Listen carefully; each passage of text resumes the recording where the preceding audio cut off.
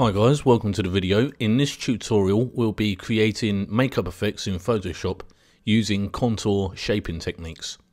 So to start off with, what I have here is a photo and this lady doesn't have any stylized makeup or anything on, and what we're going to do is we're going to define the face using traditional makeup techniques for shaping the various areas. So this is the original without any of the processing.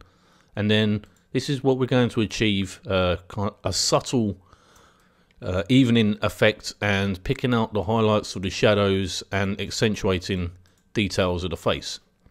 So that's what we're going to do, and here are the steps to do it. First off, what you'd like to do is create a layer group. You can use the shortcut Command and G for that. So we have a layer group, and what we want to do is create a new layer, and it's a shortcut for that as well, Command Shift and N. And then hit enter and you have a new layer. Now with this new layer, change that to multiply, and you need to hit B for brush. At this stage, what we want to do is we want to get darkish beiges, browns, and highlight certain areas of the face. So I have the brush active, hit B for that, and I'm using a Wacom, but I've done this same technique using a mouse as well. So I've got the Wacom, and at the top here you can notice we've got pressure sensitive controls on. So that's for opacity and that's for size, and they're the only settings that we have, and it's a soft edge brush. And what we're going to do is we've got that on multiply, new layer inside a layer group, and we're just going to mimic the reference images that we have there. I'll link to these articles for the reference images in the Surreal PSD article where this will be posted. So very rough, it doesn't have to be perfect, because these will be blurred later on. So that's one. And we're going to create another layer. We're going to change that to multiply, and we're going to capture the bottom side, the underside of the chin. I'm just going to go across here, just painting that in. And it's rough. Because we're going to be blurring these elements, it doesn't have to be perfect. Again, another layer. This time I clicked on the new layer button at the bottom of the layer stack. And we're going to get these areas of the eyes, go over like that, and follow down. I'm going to use the Wacom to change the width of the brush. You can use these square brackets on the keyboard to do that. We're going to capture this bit of the nose here, and this has a thinning effect, particularly if the models have large or irregular shaped noses. This lady doesn't, but it still works well for defining the nose area. Okay, so that's one area. I think we'll create another layer, and I'm going to make the width of the brush a little bit bigger. And just go around here, we'll change that to multiply again. We'll just accentuate the edges. So there they have dotted lines on the reference image, so the makeup artist, but they would be smearing them, and we're using a different technique. So they're the dark areas. What we're going to do now is we're going to mimic these light areas. So once again, new layer. This time it's going to be soft light. And if you have a brush active, if you're using a mouse, hold down Alt and then click. In this instance, I've got a hotkey set up on the actual pen itself. And we're going to mimic the areas that we can see for enhancing. So I'm going to start here. I'm going to turn it to normal so I can see it better. And we're just going to draw upwards. It's not going to look 100% like your reference, but that's fine, that's not a problem. Okay, that's that done. And what I'm going to do now is I'm going to switch around to eraser just to taper that back just a little bit. So with the eraser, I'm going to make it nice and big. I'm just going to inch backwards just to eat back so it's not so stark. I think I'm going to keep it for the same layer now, and going to capture this area here. Similar to the reference pics once again. Different faces will require different shapes. Now, I don't profess to being an expert. I'm not a retouch expert. I'm not a makeup artist, so I'm just doing this on experimentation and guesswork. I'm sure with more time, you guys will be able to do a better job of this than I am. So this is just the overriding principles to give you ideas, and then you can take it to the next level and make it even better than the example. So that's one layer there. I think for a separate one, this nose area, maybe a bit smaller on the brush.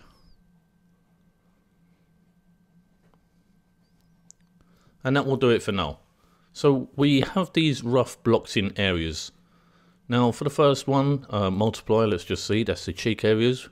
We can go filter, blur, Gaussian blur.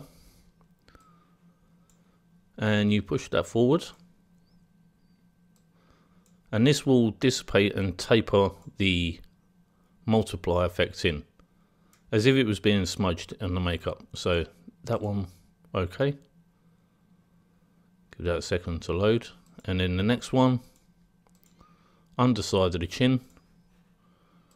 We'll blur that again. So the reason these are on different layers is you might need different intensity blurs for each one.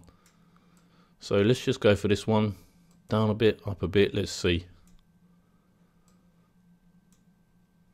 Okay. About that value there, we'll hit OK. And any one of these, you can always use the eraser if you didn't want it on the underside of the chin. We'll just do that just for argument's sake. So eraser there, bring the brush size down. I'm using the strip pad on the Wacom. You can use the square brackets if you're using a mouse. Just bring it back a tiny notch. Okay. We're moving on now to this area, which will require a bit less of a blur. So blur, Gaussian blur. And we'll check the values. Just take that forward.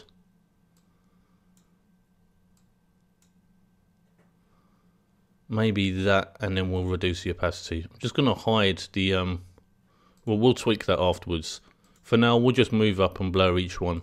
So this is the top of the head to accentuate the head area. So again, the same process, filter blur. This one, a bit more, definitely a bit more. And then that will do it. And then we should be moving on to the highlight areas now. You can name these, it can be useful to name these. So this is normal. We're now going to change that to soft light because we've done the laying down part of the process. So we're going to blur this, filter, blur, Gaussian blur. And let's just see how this looks. Bring the values up. About there, works fine, no problem. And then for this last one, let's just see what we got here. That's the bridge of the nose. We're going to change that to soft light. And maybe, does it even need blurring? We'll just reduce the opacity a bit, that's fine. Now one of these, I think, will be the ridge of the nose. What we're going to do now is we're just going to zoom in. And we're going to use the eraser just to remove some of this multiply in the middle of the nose. Just straighten that out just a bit.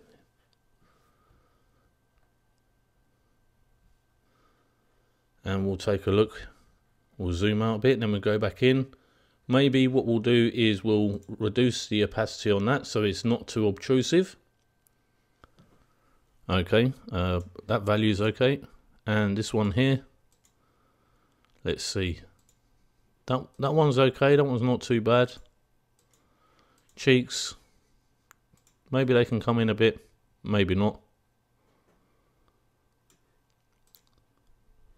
And then the soft light layer here, you can tweak that and get the values to look how you want. Now because this is in a layer group, we can hide and show that all in one go to see before and after. So before and after. I have some, let's have a look, some little edits here that I'm just going to move down. Just tiny edits. This is just some eye brightening and skin smoothing. These are techniques that I cover on surrealpsd.com. Again, I don't profess to being a retouch artist. All I do is experimentation and see what works and what doesn't.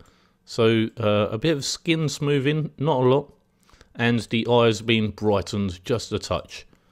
So we'll group those together now, holding down Command and clicking the other one, and then going Command and G. We'll group that all together. And what we'll do is we'll do a before and after shot.